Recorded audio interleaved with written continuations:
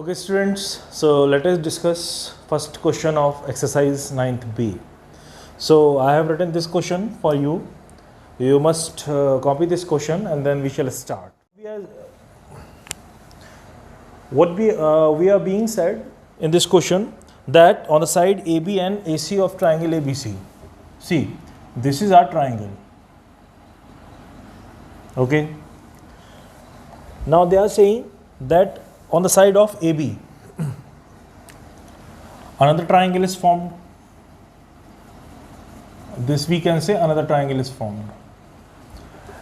A, B, C. Okay. Now same is here. That is another triangle. So चलिए in this question हमको सबसे पहले क्या बताया गया कि एक ट्राइंगल बनाइए ABC. ओके. अब ट्राइंगल के एक साइड, कौन सी side? AB side. AB side एक इक्विलेटरल ट्राइंगल हमारे पास, यानी कि इक्विलेटरल ट्राइंगल माने all the three sides are equal and their angles are also equal of 60 degree. और AC की साइड में हमारा एक और इक्विलेटरल ट्राइंगल है. Got my point? CAD. Okay, now we can prove first part. So my dear children, what we need to do?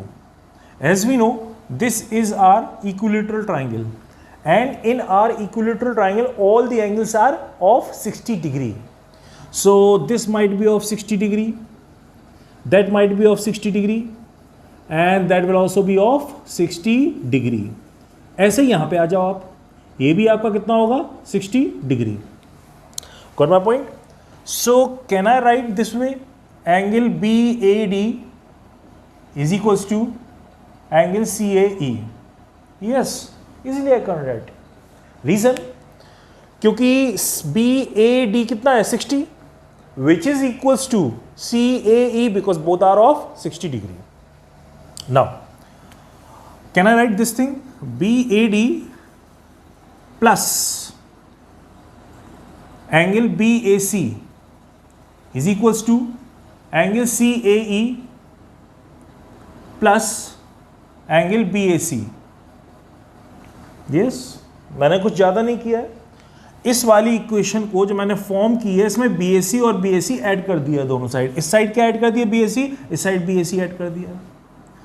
तो बताइए BAD and BAC, that will make your angle CAD. In the same way CAE and BAC, right, that will make your BAE, and that is proved. That is proved first part. We have done this first part. Second part, CD. This is our CD. So we have to make a line. We have to draw a line. CD is equals to B. Okay, my dear children. अब अगर आपको इसको proof करना है तो थोड़ा सा अलग से लिखना होगा, right? CD is equals to B. We have to prove. CD is equals to BE. अब इसमें आप क्या करना कि ये वाला ट्राइंगल एक बाहर निकाल लीजिए, ये ऐसे और ऐसे. So that will be your ADC. और एक जो ऐसे में दिख रहा है ना आपको, ये करेक्ट ABE. तभी आपका प्रूफ हो पाएगा CD is equals to BE, क्योंकि इन दोनों ट्राइंगल में CD और BE आ रहा है. तो मैंने इस डायग्राम में से ये वाले ट्राइंगल्स निकाल लिए. क्यों निकाल लिए? ताकि आपको समझ में आने लगे अच्छे तरीके से. चलिए, बड़ी आसानी से क्वेश्चन हो जाएगा हमारा. Are you seeing? AC is equals to AE. AC is equals to AE. And this we have already proved. Angle CAD is equals to angle BAE. Now one more thing. AD is equals to AB.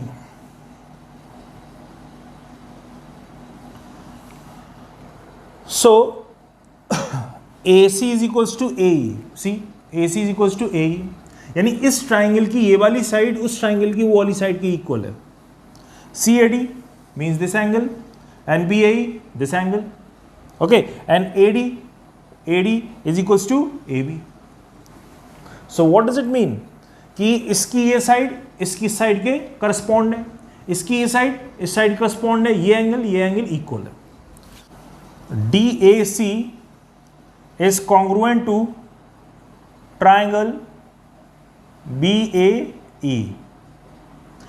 Once after proving it, what we can say that CD is equals to BE, and that is by CPCTC rule. Okay, got my point? Number 3, बताइए इस question को हमें कैसे करना होगा। इस question को हमको बिल्कुल वैसे ही करना होगा जैसे हमने क्वेश्चन नंबर 1 किया था, बिल्कुल वैसे ही है, डोंट वरी। देखिए बात हम कर रहे हैं ACQ की। चलिए तो इसको बाहर निकाल लें, क्या आपको समझ में अच्छे तरीके से आएगा। ये मैंने लेकर इसको बाहर निकाल लिया, AQNC, इसको भी बाहर निकाल लेते हैं। पहले भी ऐसे किया था ना मैंने, आपको अच्छे तरीके से समझ में आ जाए इसलिए मैं ऐसा कर रहा हूं। Okay, so my dear children, हमसे क्या बोला है, ABPQ, यानी कि ये और ये दिख रहा है ना आपको, ये हमारे स्क्वायर है। ऐसा क्वेश्चन में बोला है, मैंने क्वेश्चन शॉर्ट फॉर्म में लिख दिया, राइट। आपके पास बुक है, बुक से टैली करते जाइए और इनको आप समझिए अच्छे तरीके से। तो इस क्वेश्चन में ये स्क्वायर है और स्क्वायर की all 4 sides they are equal. तो यानी QA किसके इक्वल होगा, हमारे AB के इक्वल, हमारा राइट। QA किसके इक्वल होगा, AB के equal, very good. So in our first part, can we write QA is equals to AB, right? चलिए आगे बढ़ते हैं। तो हमको सबसे पहले यहां पे एंगल मिलेगा, और जो एंगल मिलेगा उसको किस तरीके से करना होगा ये समझ लीजिए आप। See, can we write this thing that angle QAB is equals to angle CAB, CAS, because both are 90 degree. यानी कि ये इतना सा एंगल, राइट, और ये इतना सा एंगल 90 डिग्री है। पीछे वाले क्वेश्चन में क्या किया था, कुछ ऐसे किया था कि बीच का ट्राइंगल हमने इसमें ऐड कर दिया था। अब इसको मैं ऐसे लिख सकता हूं, QAB plus angle BAC is equals to angle BAC plus CAS, right, adding BAC both sides. So QAB, this is QAB and that is BAC. Collectively what we can say? We can say QAC. Angle QAC is equals to, now this BAC, right, and CAS. What we can write collectively? Angle BAS. तो यानी कि बच्चों हमारा इसमें prove हो गया, ये angle और ये एंगल दोनों इक्वल है, प्रूव हो गया। यहां से आप देख लो अच्छे तरीके से डायग्राम। इसमें प्रूव नहीं हो रहा था, अब ये पूरा एंगल प्रूव हो गया, ये पूरा यहां तक। Okay, now next thing, can we write this thing, AC is equals to AS?